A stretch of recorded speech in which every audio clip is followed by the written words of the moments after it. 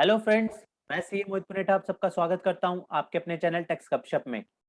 आजकल काफी सारे केसेस में ये देखा गया है कि जीएसटीआर 3A के नोटिस जो है इशू करे जा रहे हैं डिपार्टमेंट द्वारा। तो इसके पीछे क्या लीगैलिटी है और क्या स्टेप्स हमें लेने होंगे जब इस तरीके के नोटिस हमें मिलते हैं। जैसे ही जीएसटीआर 3 जीएसटी रिटर्न्स अगर हम कहें जीएसटीआर 3B जीएसटी 1, तो ऐसे रिटर्न्स के लेट होने पे जो है हमें नोटिस इशू हो रहे हैं। तो वहां पे हमें क्या मेजर्स लेने हैं उन केसेस में, आइए आज की इस वीडियो में हम कवर करते हैं। तो इसके लिए हमें समझना होगा इसकी लीगल बैकिंग की प्रोविजन, कौन से प्रोविजन के तहत जो है ये नोटिस जो है हमारे पास आ रहे हैं।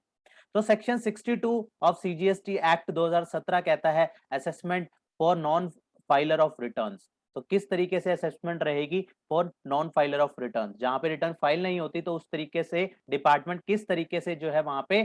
जो है उसकी उन केसेस में असेसमेंट करेगा। सेक्शन 62 इसके बारे में बताता है। तो ये सेक्शन 62 कहता है notwithstanding anything contain in section 73 and 74। 73 और 74 को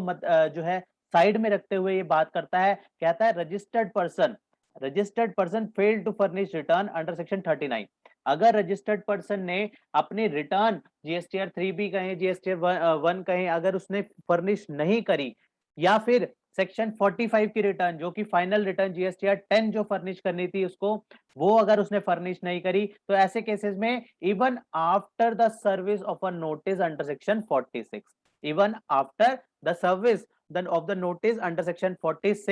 46 का नोटिस इश्यू करने के बाद proper officer may proceed to assess the tax liability. पहले नोटिस अंडर सेक्शन 46 जो है इशू करेगा, उसके बाद अगर उसका रिप्लाई नहीं मिलता उस केस में प्रॉपर ऑफिसर क्या करेगा, वो असेस कर सकता है टैक्स लायबिलिटी किस मेथड से, बेस्ट जजमेंट असेसमेंट मेथड से अपनी टैक्स लायबिलिटी जो है वो असेस कर सकता है। तो उसके लिए क्या करेगा, वो जो भी उसके पास रेलिवेंट डॉक्यूमेंट होंगे, जो भी उसके पास पिछली रिटर्न्स कह सकते हैं हम, या फिर 2A के डाटा 2A 2B के हिसाब से जो भी उसके पास इंफॉर्मेशन अवेलेबल होगी या उसने जो भी इंफॉर्मेशन गैदर करी होगी, उनके बेसिस पे वो क्या करेगा, असेस करेगा टैक्स लायबिलिटी। और असेस करने के बाद जो भी उसको टैक्स लायबिलिटी लगता है कि ये टैक्स लायबिलिटी जो है एसएससी को पे करनी चाहिए थी, उसके हिसाब से जो है वो असेसमेंट ऑर्डर इशू कर देगा। और ये असेसमेंट ऑर्डर वो कब तक इशू कर सकता है, with in a period of 5 year. उसको 5 साल का टाइम मिला है। वो 5 साल कब से होंगे, date specified under section 44 annual return की डेट से जो है उसको 5 साल का टाइम जो है उसको मिला है। वो 5 साल के पीरियड के अंदर जो है इस तरीके का नोटिस जो है इशू कर सकता है। उसके लिए पहले वो सर्विस ऑफ नोटिस करेगा अंडर सेक्शन 46। उसके बाद अगर फिर भी एसएससी जो है रिटर्न फाइल नहीं करता, तो उसके बाद जो है वो बेस्ट जजमेंट असेसमेंट कर देगा। तो यहां पे उसको कानूनी जो है राइट मिला हुआ है कि इस तरीके से जो है इस मेथड को फॉलो करते हुए वो जो है किसी भी एसएससी की रिटर्न फाइल ना होने पर जो है वो बेस्ट जजमेंट असेसमेंट कर सकता है।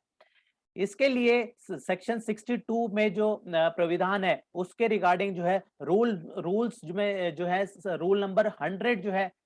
में लिखा गया है कि किस तरीके से जो है ऑर्डर इशू करा जाएगा। तो यहाँ पे असेसमेंट इन सर्टेन केसेस के केस में बताया गया है, order of assessment under section 62(1) जो अभी हमने पढ़ा, जो वो उस केसेस में अगर असेसमेंट ऑर्डर इशू करना है तो उस केस में एएसएमटी 13 में जो है ऑर्डर इशू करा जाएगा। एएसएमटी 13 के द्वारा जो है असेसमेंट ऑर्डर जो बेस्ट जजमेंट का है वो इशू करा जाएगा। और उसके बाद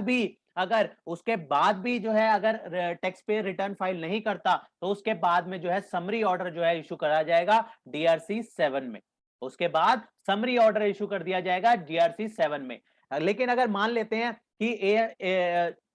एएसएमटी 13 आने के बाद जो है रिटर्न फाइल कर दी एसएससी ने, तो उस केस में क्या है, उस केस में जो है सेक्शन 62 के सबसेक्शन 2 में बताया गया है, where a registered person furnish a valid return within 30 days of the service of assessment order. अगर उसको असेसमेंट ऑर्डर मिल गया, एएसएमटी 13 मिल गया, और उसके 30 दिन के अंदर जो है उसने रिटर्न फाइल कर दी, तो ऐसे केसेस में जो असेसमेंट ऑर्डर इशू करा है, असेसमेंट ऑर्डर एएसएमटी 13 जो इशू करा गया है, वो मान लिया जाएगा कि वो विड्रॉन हो गया है। लेकिन हमें इस बात में ध्यान रखना है, यहां पे लिखा है बट लेकिन जो इंटरेस्ट की और जो लेट फी की लाइबिलिटी है वो तो कंटिन्यू रहेगी ही रहेगी, ये हमें ध्यान में रखना है, क्योंकि लेट फी और इंटरेस्ट तो ऑब्वियसली मिलना ही चाहिए था डिपार्टमेंट को उस केसेस में भी जहां पे वो लेट जो है रिटर्न फाइल करता है, तो वहां पे लेट फी तो मिलना ही था, और लेट रिटर्न फाइल करेगा तो लेट पेमेंट भी आएगी, तो इंटरेस्ट भी लेवी होना था। इसलिए यहाँ पे डाल दिया कि जो असेसमेंट ऑर्डर है वो तो विड्रॉन मान लिया जाएगा, लेकिन जो लाइबिलिटी है उसकी इंटरेस्ट की और लेट फी की वो वैसे की वैसी ही कंटिन्यू रहेगी। तो इस तरीके से जो है यहाँ पे पूरा का पूरा जो है सिनेरियो बनाया गया है कि किस तरीके से जो है क्या प्रोसीजरल पार्ट रहेगा। इसको अगर हम समराइज करें तो किस तरीके से अभी तक हमने जो बात करी, हमने बात करी सेक्शन 62 में उसको राइट मिलता है प्रॉपर ऑफिसर को कि वो जो है अगर किसी केस में टैक्स पेयर अपनी रिटर्न फाइल नहीं करता तो उस केस में प्रॉपर ऑफिसर के पास राइट है कि वो जो है हमें नोटिस इशू कर सकता है। पहले वो शोकॉज देगा,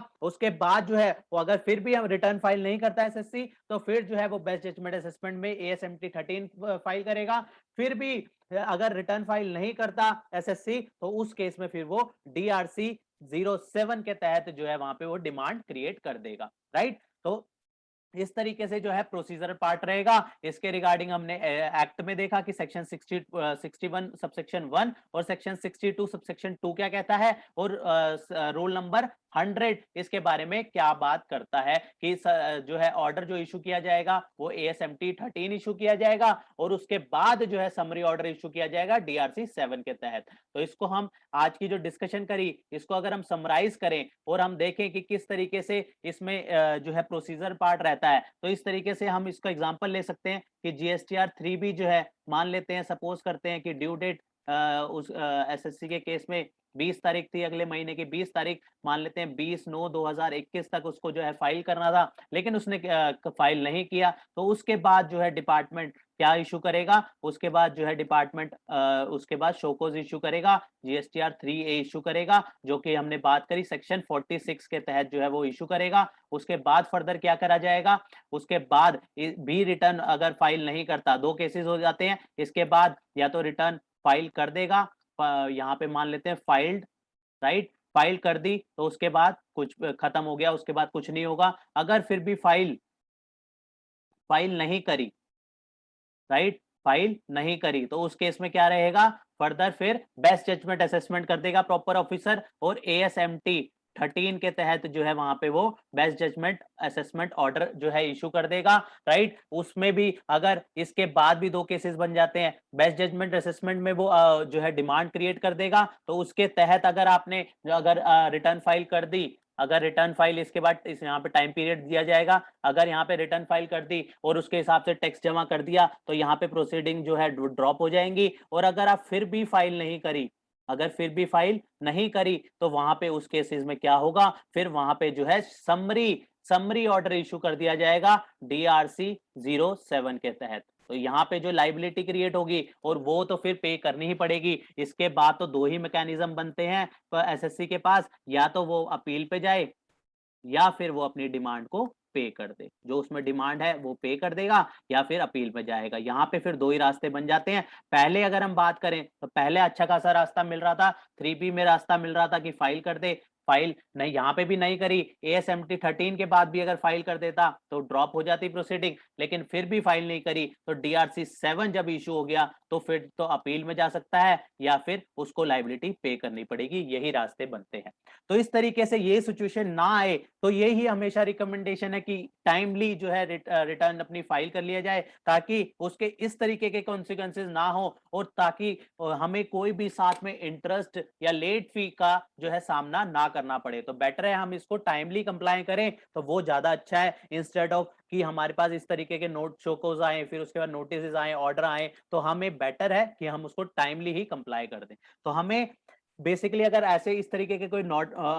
जो है ऑर्डर आए हैं तो हमें क्या करना है, अगर हमारे पास जीएसटीआर 3A आया है तो हमें अपने सबसे पहले हमें उसमें टाइम लिमिट प्रिस्क्राइब्ड है, हमें रिटर्न फाइल करनी है। अगर हमारे पास एएसएमटी 13 आया है तो उस केसेस में भी उसके उस वहां पे हमने उसको रीड करके उसके हिसाब से जो है वहां पे जो टाइम पीरियड मेंशन है हमें वहां पे जो है उसके हिसाब से जो है चलना है। तो उसके बाद अगर डीआरसी 7 अगर ऐसा नौबत आ गई है कि डीआरसी 7 तक आ चुका है हमारे पास, तो फिर तो हमारे पास दो ही रास्ते हैं, अपील में जाना होगा या फिर अगर वो जो लाइबिलिटी है वो सही कंप्यूट है तो हम उसे पे कर सकते हैं, राइट। तो इस तरीके से जो है हमारा प्रोसीजरल पार्ट रहेगा, हमें अगर इस तरीके के नोटिस या फिर ऑर्डर आ चुके हैं तो आज के इस डिस्कशन को यहीं क्लोज करते हैं, मिलते हैं फिर नेक्स्ट वीडियो में नेक्स्ट टॉपिक के साथ। टिल देन बाय बाय, जय हिंद जय भारत।